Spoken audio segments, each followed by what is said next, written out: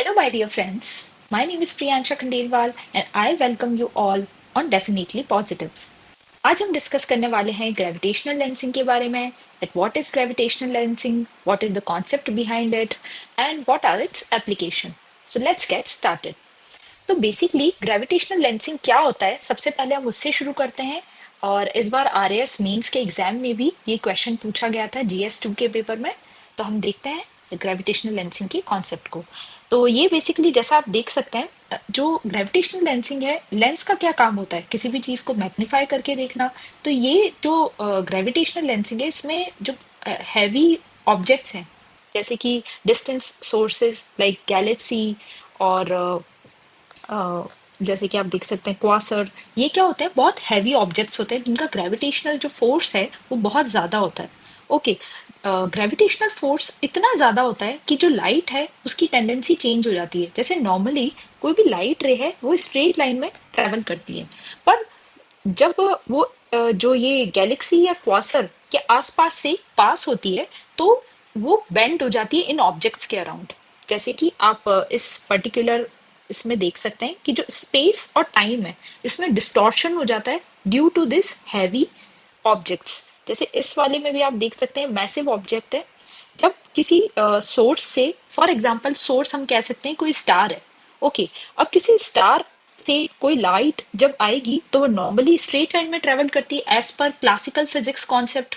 जैसे Newton's law में भी आपने देखा होगा और क्लासिकल फिजिक्स के कॉन्सेप्ट्स के बेसिस पे जो लाइट है वो हमेशा स्ट्रेट लाइन में ट्रेवल करती है। पर अगर किसी मैसिव या हैवी ऑब्जेक्ट जैसे कोई गैलेक्सी है या क्वासर है या फिर कोई डार्क मैटर है, मतलब जिनका ग्रेविटेशनल फोर्स बहुत ज्यादा होता है, उसके अराउंड जब भी कोई लाइट रे ट्रेवल करेगी तो वो बैंड हो जाएगी। इस तरीके से देखिए, जैसे इसमें बैंड हो रही है ना लाइट रे, ऐसी लाइट रेस बैंड हो जाती है। ओके, ठीक है। तो यही है gravitational lensing. It is the bending of light from a distant source due to gravitational field of a massive object. Massive object क्या हो सकता है? अनदर गैलेक्सी और cluster of galaxy. There may be cluster of galaxies, मतलब एक से ज्यादा galaxies भी हो सकती है इसके अराउंड। जैसे ऐसे एक और गैलेक्सी हो गई, एक और गैलेक्सी, मतलब क्लस्टर ऑफ गैलेक्सीज भी हो सकती है। तो जब क्लस्टर ऑफ गैलेक्सीज होगी तो उनका जो हम कह सकते हैं जो ग्रेविटेशनल फोर्स है वो बहुत ज्यादा होगा। ओके, तो जब ग्रेविटेशनल फोर्स बहुत ज्यादा होगा तो जो लाइट रे स्ट्रेट लाइन में ट्रेवल कर रही है वो स्ट्रेट लाइन में ट्रेवल ना करके उस हैवी ऑब्जेक्ट के अराउंड बेंड हो जाएगी। ओके, तो यही बेसिकली जो ग्रेविटेशनल लेंसिंग का फिनोमेना रहता है। तो जब लाइट बेंड हो जाती है तो वो एज अ मैग्नीफाइंग लेंस की तरह काम करता है।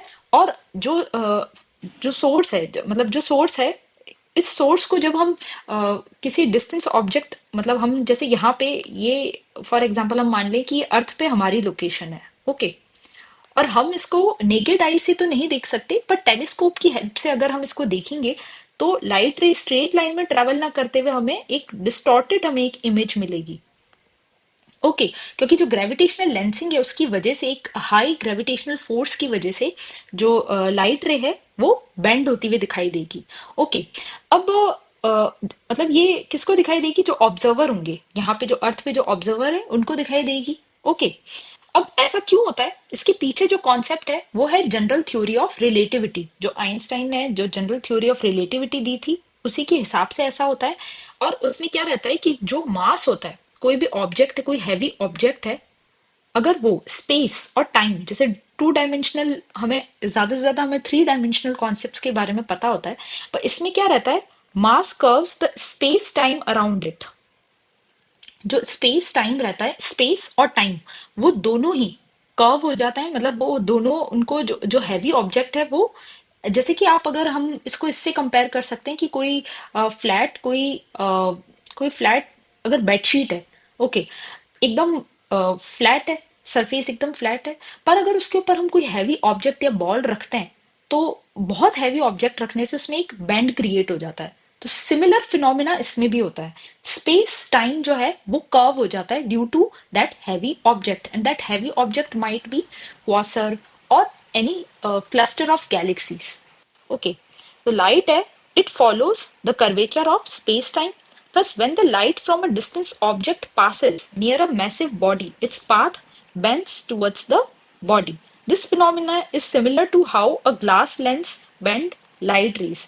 जैसे कि अगर हम आपको पता होगा, फॉर एग्जांपल ये लेंस है, इसमें क्या होता है किसी भी अगर कोई ऑब्जेक्ट है वो इनफाइनाइट से आ रहा है, तो क्या होता है फोकस पे बेंड हो जाता है। ये आपको पता होगा, नॉर्मल हमारे फिजिक्स में हम दिखते हैं, जैसे मैंने कॉन्वेक्स लेंस का एग्जांपल लिया है, तो उसमें क्या रहता है कि जो लाइट रेज है इनफाइनाइट से ट्रेवल हो रही है, इन्फिनिटी से ट्रेवल हो रही है, तो वो फोकस पे बेंड हो जाती है। ओके, उसकी जो इमेज है, फाइनल इमेज, वो फोकस पे बनती है।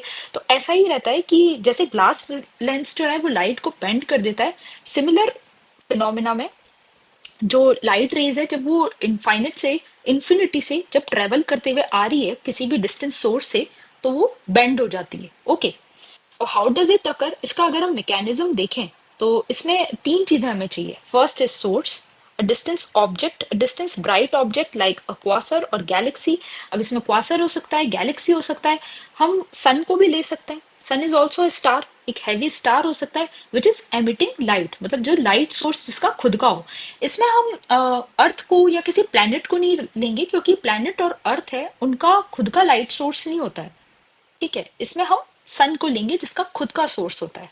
ओके, फिर जो लेंस है it act as a deflector. अब लेंस इसमें क्या होगा, लेंस इसमें बेसिकली रहता है हमारा जो क्लस्टर ऑफ गैलेक्सीज है जिसकी मैं बात कर रही हूँ, जिनका ग्रेविटेशनल जो फोर्स है वो बहुत हाई रहता है, वो रहता है इसमें lens. It acts as a lens जो बीच में रहता है। ओके, कोई सोर्स है, सोर्स से कोई लाइट, जो लाइट एमिटिंग सोर्स है वो गैलेक्सी हो गया, क्वासर हो गया, या फिर सन हो गया। ओके, और बीच में हमारा क्या रहता है, क्लस्टर ऑफ गैलेक्सीज। और जो क्लस्टर ऑफ गैलेक्सीज है, और मतलब ऐसा कोई ऑब्जेक्ट जिसका बहुत हाई ग्रेविटेशनल पुल है, वो क्या एक्ट करता है एज अ लेंस। फाइन। और उसके बाद में जो ऑब्जर्वर हो गया, ऑब्जर्वर कौन हो गया, जैसे हम लोग हो गए, हम किसी टेलीस्कोप से चेक कर रहे हैं कि ग्रेविटेशनल, जैसे कि ग्रेविटेशनल वेव्स को डिटेक्ट किया जाता है, या फिर जो डिस्टेंस एक्सोप्लैनेट है उनको डिटेक्ट करने के लिए इसका यूज किया जाता है। तो अगर हम उसको ऑब्जर्व कर रहे हैं तो हमें क्या लगेगा, एक डिस्टॉर्टेड एक इमेज बनेगी। अगर स्ट्रॉन्ग लेंस होगा तो अच्छी इमेज बनेगी, या फिर हम कह सकते हैं उसमें आइंस्टाइन रिंग जैसा फिनोमिना हमें देखने को मिलता है। ओके, तो ये हो गया हमारा कि ये इसका मैकेनिज्म हो गया कि सबसे पहले एक सोर्स होना चाहिए, एक लेंस होना चाहिए, और ऑब्जर्वर होना चाहिए। Observer sees the bent light rays, often leading to multiple images or distortions. Okay.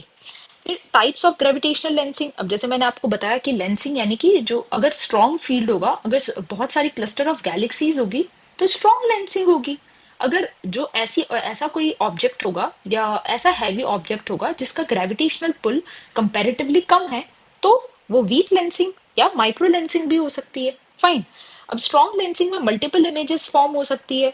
Okay, और आर्क्स और आइंस्टाइन रिंग, जैसे मैंने आपको बताया आइंस्टाइन रिंग का भी फिनोमेना होता है। उसमें मतलब जैसे फॉर एग्जांपल किसी ऑब्जेक्ट की, जैसे हम इसी के ऊपर जो मैंने आपको डायग्राम बताया है, उसमें क्या रहता है, ऐसा इसके अराउंड एक रिंग जैसा फिनोमेना देखने को मिलता है अगर स्ट्रॉन्ग लेंसिंग रहता है तो। और फिर इसमें हम कह सकते हैं नेक्स्ट है वीक लेंसिंग। इसमें क्या रहता है, cause small distortions in the shapes of background galaxies. जो बैकग्राउंड गैलेक्सीज है उनकी शेप में स्मॉल डिस्टॉर्शंस देखने को मिलते हैं। और माइक्रो लेंसिंग में क्या होता है, no distortions into multiple images but apparent brightness of the source changes temporally. ठीक है, मतलब इसमें ज्यादा डिस्टॉर्शन नहीं होता है क्योंकि ये माइक्रो लेंस है। माइक्रो लेंसिंग जो होगा इसमें जो ग्रेविटेशनल जो पुल होगा, जो मल्टीपल गैलेक्सीज जो बीच में रहती है which acts as a lens, उनका पुल कंपैरेटिवली कम होगा। Fine.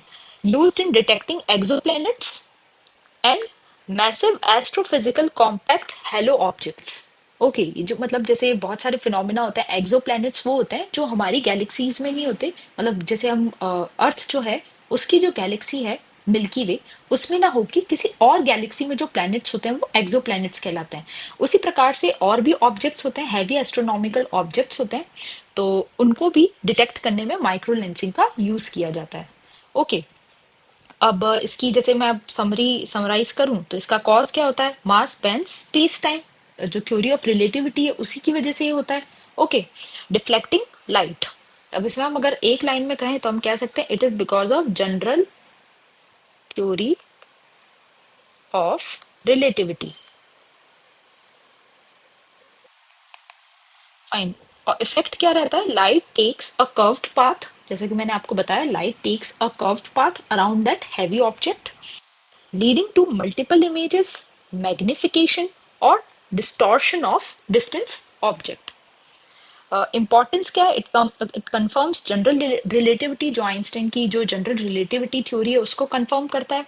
Allow us detection of dark matter, dark energy की स्टडी। डार्क मैटर क्या होता है? डार्क मैटर ये वो होते हैं जिन्हें हम देख नहीं सकते, पर उनका जो ग्रेविटेशनल फोर्स है वो बहुत ज्यादा होता है, बहुत हाई ग्रेविटेशनल फोर्स होता है।